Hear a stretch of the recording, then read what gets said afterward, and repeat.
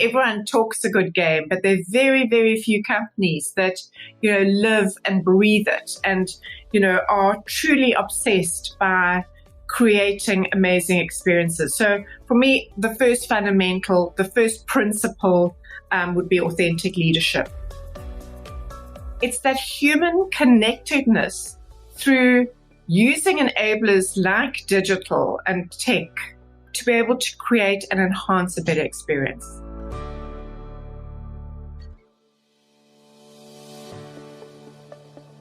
Hey listeners, welcome back.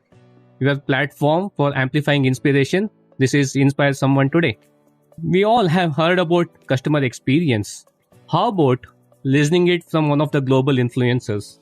With me today is a top 50 global customer experience influencer, the founder and CEO of Enlighten. It's an absolute joy and pleasure to welcome Natalie Schooling to Inspire Someone Today. Natalie, thank you for taking time and joining us today. Thank you, Sri. It's really exciting to be able to share this podcast with you and hopefully some insights that will inspire your listeners. Thank you. Boy, what a world we are in today. Changing dynamics, customer experience seems to be the front and center of every conversation that we seem to be having. So let's talk about customer experience. What is it? So customer experience has, the whole world, 10, 15 years ago, everyone spoke about customer service, right? So, service is very much a verb. And so what's happened is that we've moved from just doing, to being. We're evolved as consumers. We've evolved into being more in touch with our emotions. And so when we talk about CX, it's about the experience. And the experience is not just one moment in what we call a customer journey. It consists of many different touch points that we would have either as a consumer or in a business-to-business world, as a subscriber, as a member, as a patient, whatever world we are as a customer, there are, certain expectations that are either met or they are not met or we're wowed, And that's the world of experience. Experience talks about people's emotions and how they're feeling. And that's really kind of the world that we're moving into. So moving from the verb, action to feeling, experience. Yeah. So the world of just doing to being.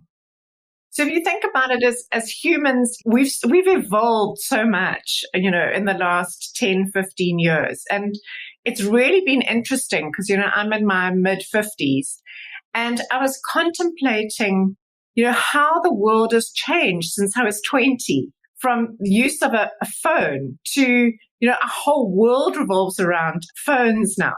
And just taking that into account and how that has defined experiences for us and the way that we operate and the way that we socialize, the way that we communicate. So we're becoming, more complex beings, but in the same breath, sometimes less is more. And the ability to reach out and really connect on a deep level is becoming more and more, important. In the current world order context, Natalie, what is the relevance of customer experience? What are the fundamentals of it? Why would one need to embrace this? Yeah, I think when we talk about fundamentals, Sri, I like to think of, when companies embark or they say that, they are customer centric. For me, if you are going to say something, there always needs to be fundamentals or principles, as an organization that kind of is the foundation of your business and your leadership team, and obviously cascades all the way down, the organization. And for me, it always starts with authentic leadership. So, my philosophy is the fish rots from the head down. So if your leadership doesn't have an absolute buy-in in terms of what does CX mean for their customer and is crystal clear about what that is. Because, we know, and my colleagues and practitioners in the CX world, I think we all face the same challenges. Everyone talks a good game, but there are very, very few companies that, live and breathe it and, are truly obsessed by creating amazing experiences. So for me, the first fundamental, the first principle would be authentic leadership. The second one is an obvious one, but one I think that, we've become very deficient in the last couple of years, and that is trust. And when we talk about trust, you can't just give a good experience, one time. You've got to give a good experience, A, consistently across your journey, and B, every time I do business with you, I want to be able to trust, for example, in a retail world, that I could return something if I'm unhappy. I can trust that you will answer my email. So trust is very, very important. And also kind of in the cyber world, more than ever. It's like, if I'm going to purchase something online, do I trust that, I'm not going to be swindled, or I can get my, if I don't like it, I can get refunded, that I don't have to jump through hoops. The next one is empathy. So really, really understanding and walking in your customer's shoes. Really understanding what sits beneath how customers behave, what they're saying, their buying habits, etc. Really getting to understand that. I've spoken about trust and how it correlates to consistency. So consistency would be another one. Businesses, as another principle, need to actually have an outside-in approach. And by that I mean is to be able to eat your own lunch, right? We say, why don't you try and get hold of yourself, phone yourself, and ask to phone your switchboard, okay, and ask to speak to yourself at the office. What is it like to actually come into your premises and speak to you? What is the welcome that you get? How long do you have to wait to actually get an answer or a result or a resolution? So it's about really kind of putting, and it's difficult to do, okay, very difficult to do, because we are quite myopic when we work for an organization, and especially when we've been working for one for many years. It's a very difficult thing to do. And that's why, you'd get outside help. Attention to detail is another fundamental principle, because the whole thing is, and I'm going to touch on it later, is it's around, you can never be happy with the status quo. You've got to continually improve, and you've got to continually look for the small things that are going to make the big difference. Okay. Another thing is really one that's close to my heart, and one that businesses do not do very successfully, and that is getting robust client or customer feedback. Not just the metrics, but understanding the verbatim, the sentiment that sits behind what clients are thinking and feeling. So yes, there are loads of tech platforms, lots of software. But the thing is that, even if you are doing social listening, for example, AI is not sufficiently developed that you understand the nuance. Okay. That's why you need to get human beings to be able to do that. And nuance is everything. Nuance is everything. And a lot of the stuff that you mentioned here is the good old human practices. Empathy, vulnerability, consistency, and trust has got nothing to do with your digital world, but it has got to do with the basics of what human connections is all about. Correct. And I don't want to, jump ahead, but it's that human connectedness through using enablers like digital and tech to be able to create and enhance a better experience. The next one is, communication. The next principle is it's really important. And communication, again, is a suitcase word. But what I do want to say about communication is that think about articulating your message rather than just communicating your message. So articulation is a lot more difficult because, we're all used to word vomit. You just get emails and communications that are not easy to read, articulate your message. Make sure that people understand it and can find it relevant, and keep it short and to the point. Whether it's internal, external, think of articulation rather than communication. The second last point is agility. And obviously, with COVID, we all know that we've suddenly had to create new ways of connecting, new ways of doing business. I mean, there's some wonderful examples of how businesses, and we all hate the word pivot, but we have to use it in this instance, is that we are agile. The bigger the company, the longer they've been in business, the more politics at executive level, the more silos they have, the less agile they're going to be. So, that's a flag for some businesses. And then lastly, in terms of a principle or a fundamental of client experience, is continuous improvement. And what that means is never being happy with the status quo. So what's working now, you need to look at it and not just reinvent the wheel to reinvent the wheel's sake.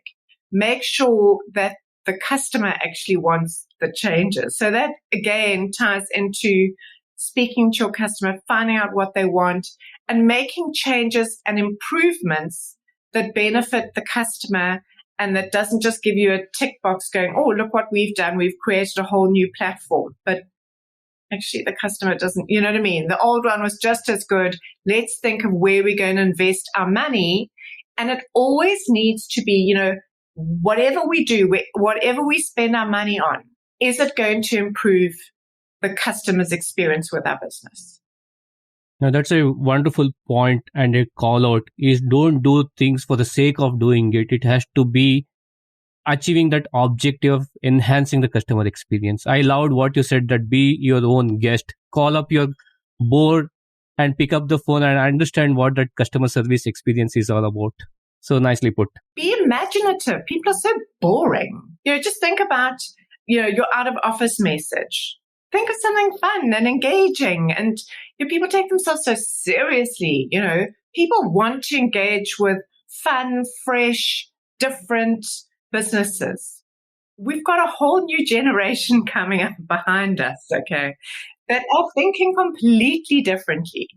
And, we need so very true. I think you did touch upon the changing world, and we'll quickly come over to that. What does that mean in terms of CX in the changing world? Before we get there, Natalie, if I were to ask you, how did you end up in this role?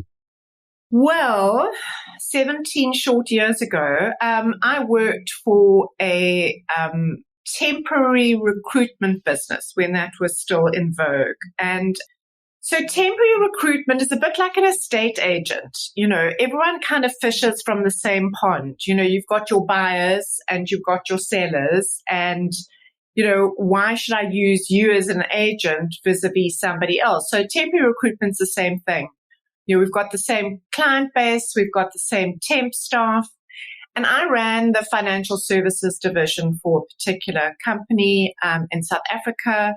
And basically what happened was there was a change in legislation which benefited our business quite a bit. So there was suddenly this incredible opportunity for temp staff in South Africa.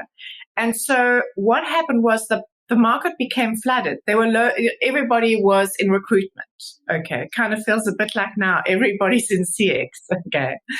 And so I had to really think about, in a commoditized industry, how was I going to stand out? So what I did was a really simple thing. Twice a year, I used to get an independent person to visit my clients. So, I had 100 clients, and I would say, a good statistical probability would probably be about 60%. That person would go either telephonic or go and visit each client. We'd drop a questionnaire.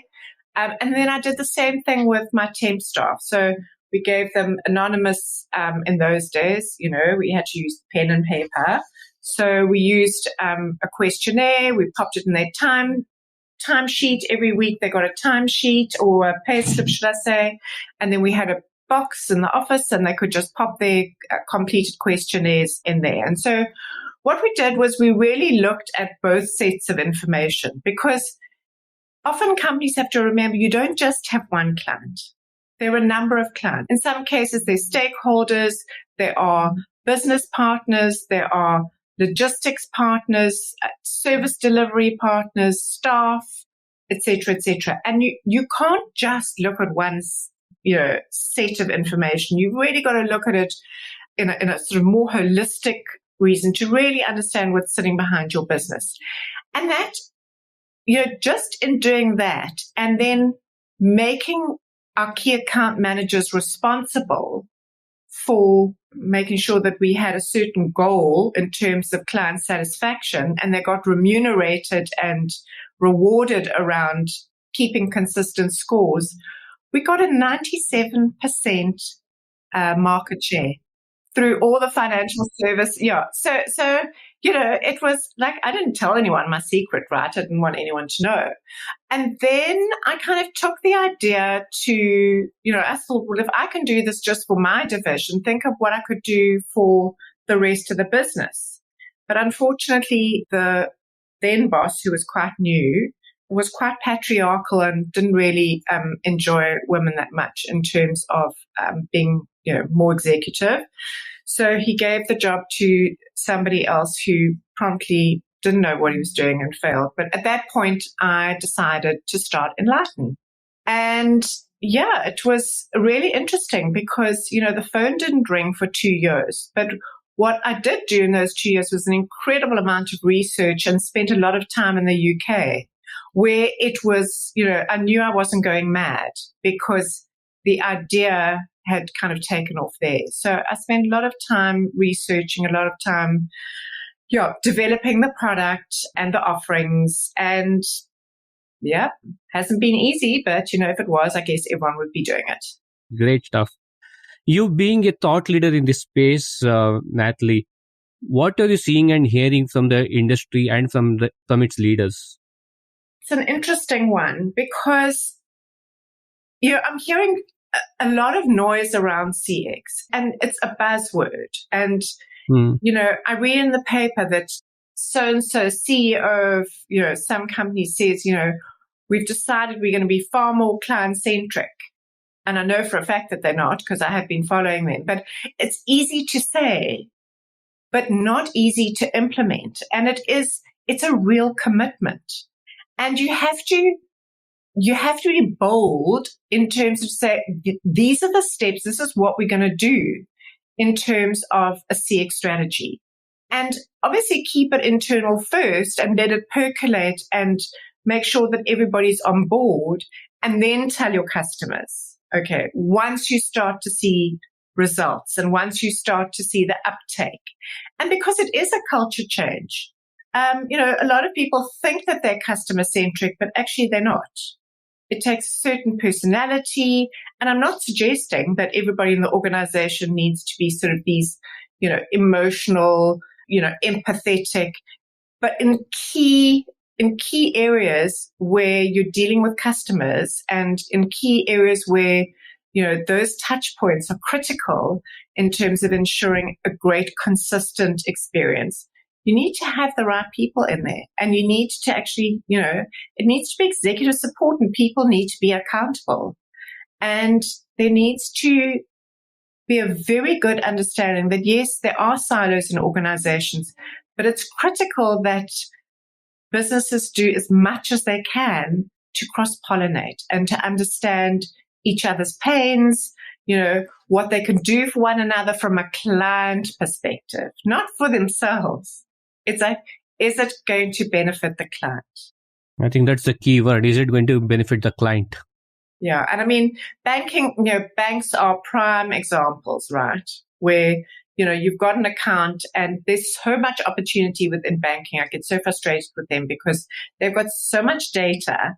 Yeah, I guess, you do feel like just a number, and there's so much that they could do to really personalize the transaction and they've literally got the world at their feet.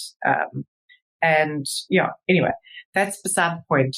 You actually led me to the next part of what I wanted to ask you. So if this is what you're seeing as something the industry is kind of need to look here and act, what CX trends are you seeing over the horizon? So CX trends for me is the trends are the companies that really get into the data. So not just the data points, but the information that sits behind the data. They will turn the dial to customer success. So it's not just about figures. It's not just about algorithms. It's really getting a lot deeper in terms of understanding client and customer perception. The trends for me are, if you look at the language today that people use specifically in the workplace and within their clients, it's tribes, it's communities.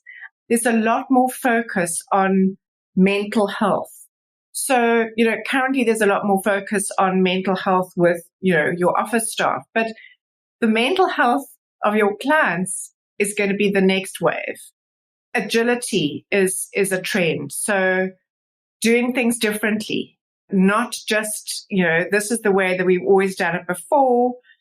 Companies are going to look at how can we offer different, better, faster solutions or services.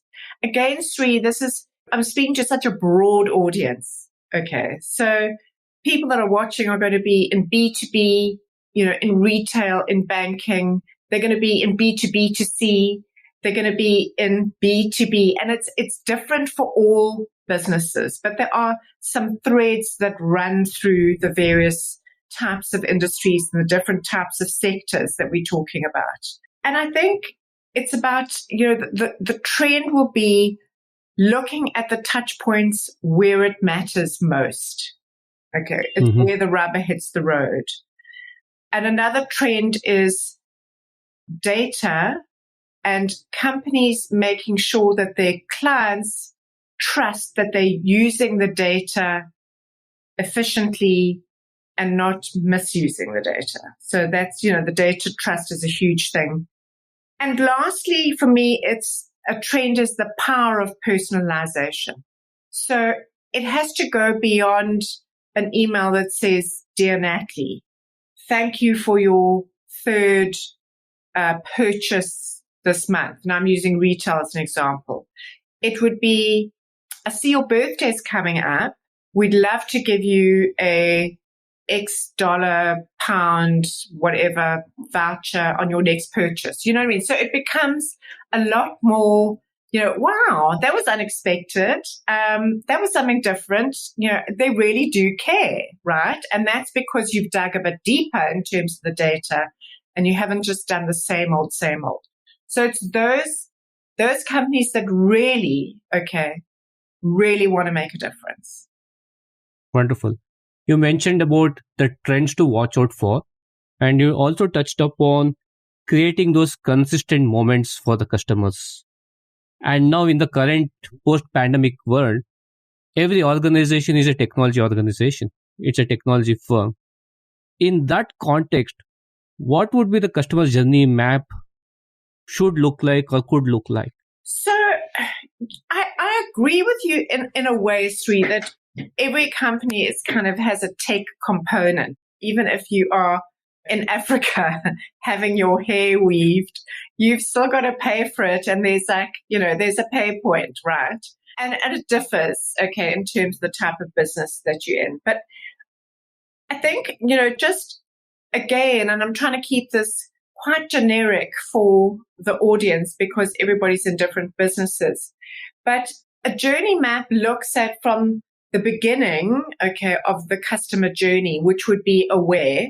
When a customer becomes aware of you, you may not have any handle in terms of aware. It could be a newspaper article, there could be reading a post on your business, et cetera, et cetera. The next step in terms of a journey would be consider.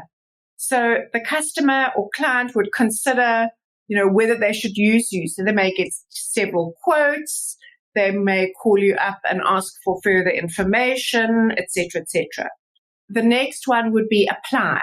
So they may subscribe, they may fill out a credit form, they may join up, again, depending on what type of business you are.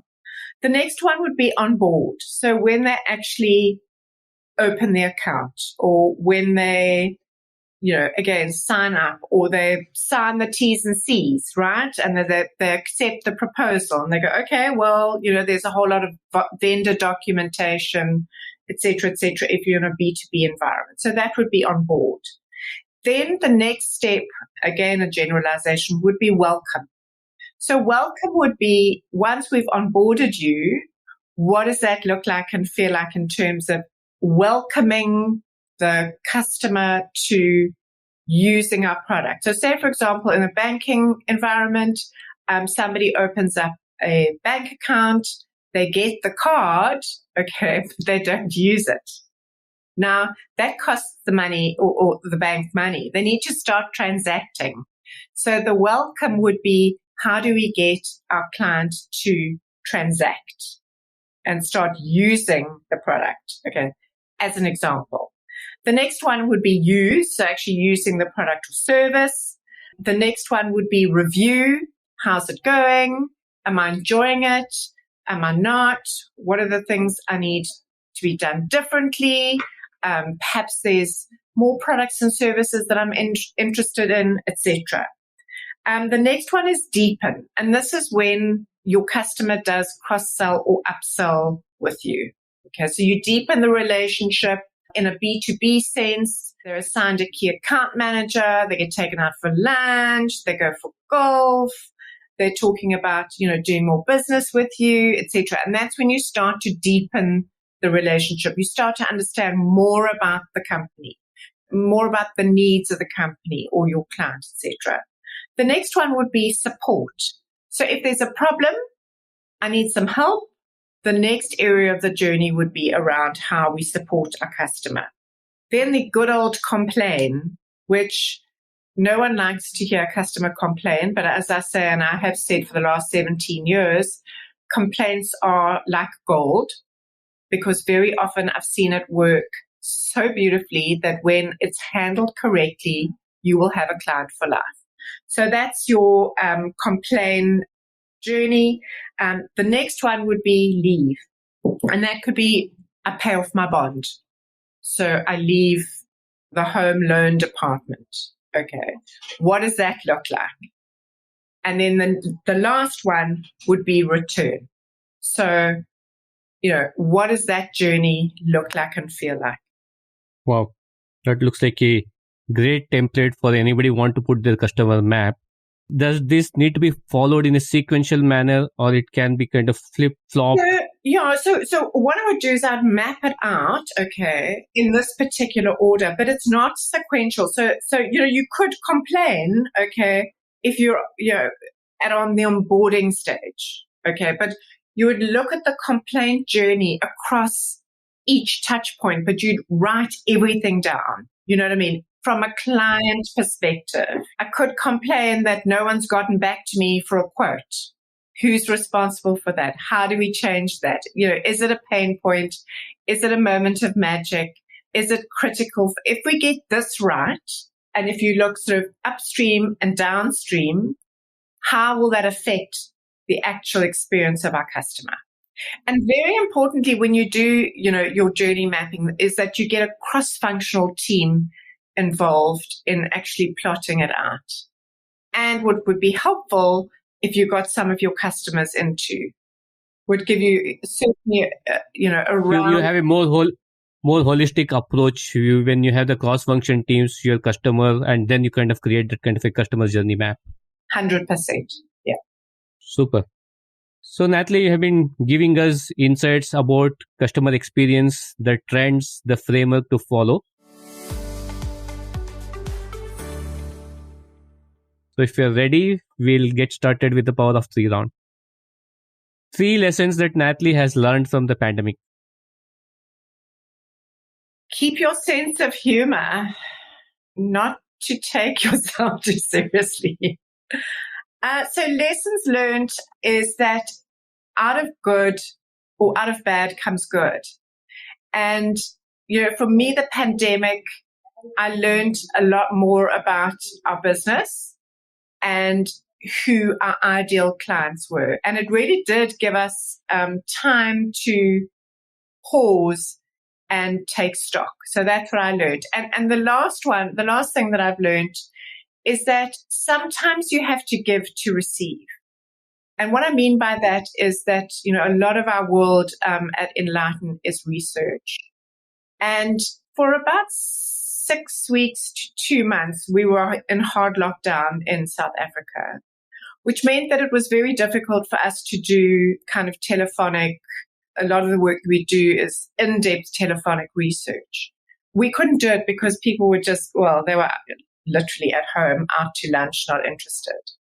And we couldn't, my business partner and I made a decision that we couldn't actually bill our clients, although they were on retainers. So for 2 months, many of our clients who we couldn't, there's some of them that we could help, but some of them that we couldn't. And we made the decision not to bill them.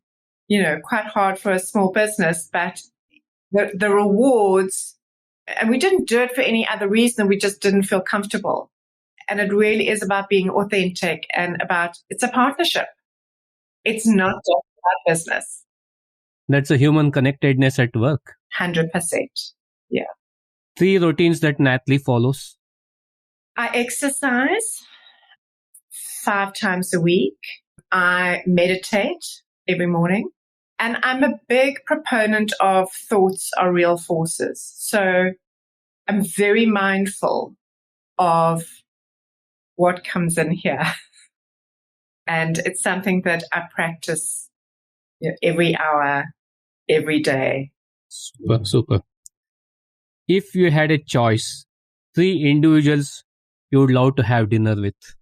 That's easy. I would definitely love to have dinner with Richard Branson. I think that as a leader and as a kind of CX champion, without a doubt, I would love to have dinner with him. I mean, it sounds boring and quite probably everyone says this, but, Barack Obama, I found a fascinating president. And there's a woman in South Africa who I think is unbelievable. I don't know if others have heard of her. Her name is Thuli Madonsela. She used to head up the TRC, and she's truly an amazing, amazing woman. I would love to have her as part of my dinner party. Wonderful. We would love to hear 3 success stories where CX intervention changed the direction of the organization. Okay, so case studies from our clients. So we've been working with a company called Sebo for a number of years. It's literally, I could put my head on a block. Okay, people, when we start off, we normally do a pilot project because it's kind of like, it's a bit too much for companies to compute that suddenly, we're going to be speaking to their clients. And we did a pilot and they loved it and they got enormous value. And they've literally gone, they've jumped 10%, which is, they started off, they're sitting in the 90s or something, which is, remarkable. We speak to 200 of their clients all over Africa, and, their clients are loyal clients and they are happy to engage.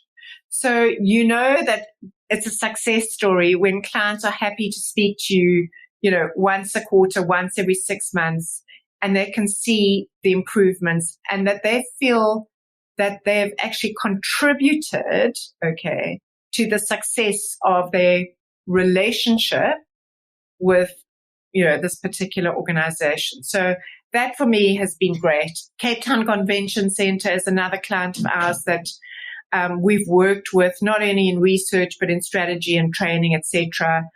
They've won awards, best convention center in Africa a number of times, and what's really been amazing is that there's been transitions in terms of CEOs, but their client satisfaction and their CX strategy is so strong now, it's so embedded that even though there's been a change in CEOs and top management, their CSAT scores are just as high. So that for me is, a real indictment that things are really working and happening. We had another client who was in the business outsource services or business services that we worked with very successfully and saved quite a few of their key clients, leaving or using another supplier. So that for me is always a huge win, is when we can make sure the clients are retained. And then they had a change in management, which is one of the big sort of detractors in terms of CX strategy, I beg your pardon, is when there's a change in management and they just want to chuck the baby out of the bathwater and they want to do, they kind of just, okay, we've got a new view, and all the good work that's been done just is like decimated. So for 2 years, they basically said, thanks, but we're going to do this internally, which is really difficult to do because it's a bit like auditing your own books, right? So 2 years later, new CEO, and they realized how much value we actually added to the business, and that the information was so valuable that they'd lost sight of how their customers were thinking and feeling. And hence, they couldn't really evolve their strategy. And it was all done on kind of hearsay or perception rather than real understanding of what was going on. Great stories. Thanks for sharing. I know I put you on a spot on that, No problem. Lovely stories. Last of the power of three round, 3 book recommendations on understanding CX holistically. So, Sri, I'm actually just busy finishing off my book. So it's a handbook for B2B businesses around how to create and develop great CX strategies. So I'm going to put that. I'm joking. I'll let you know when it's due for publication. I must say I'm a big fan of Alan Pennington. He is he'll probably kill me, but he's kind of the godfather of customer journey mapping and CX. He's got a great book. And I follow Bruce Temkin. He's in the US.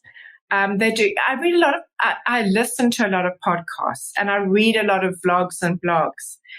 I must say, so those are the 2 that I would really follow in terms of kind of best practice. And there's so many great, articles that are written. Great. Natalie, thank you. That was the power of 3 round. Thank you so much. You're welcome. So if I am a listener listening to this conversation, Natalie, and wanting to become a CX practitioner, how can one develop a career as a CX practitioner, and what specific skills to focus on? As the actual discipline of CX has evolved, I can't imagine what it's going to be like in 5 years' time. There's probably going to be, a number of new disciplines. So when we talk about CX practitioner, it's multidisciplinary. It's not a one size fits all. It's not just about, as we've spoken earlier, about tech as an enabler. It's not just about UX or UI, which is user experience, user interface. It's not just training. It's not just customer journey mapping. It's not just strategy. It's not just research. There's so many components, that form part of the CX discipline. So it really depends on the individual and your strengths. And some people will be more tech focused. Some people will be more design focused, in which case kind of UX, UI. Some people may have a really rounded knowledge of client and business. So, would have worked in different areas of the business, which impacts the client, and may have, taken up a leadership role, and they might be best suited to be able to develop CX strategy. So it really depends on what drives you, what motivates you, what are you passionate at. No one can do all of it. Okay. So that's the important thing. It's many different factors that make up CX.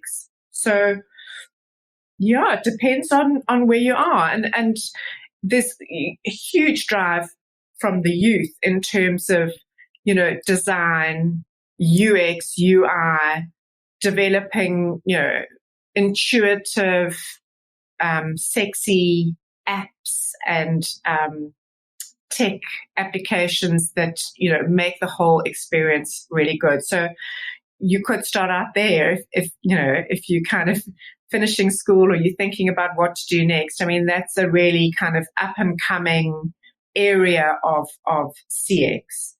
If you've had many years of experience in business and you're a leader and you can motivate people and you understand kind of the principles of CX and you feel passionately about it, there could be, strategy positions available for you. So it really depends. It's difficult to say, well, this is what you need to do just because there's so many opportunities.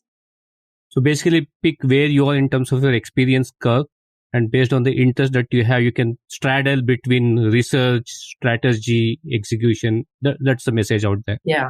And very often you keep hearing UX versus CX. Mm. Right? If you can quickly throw some light on what is same, what is different between these two.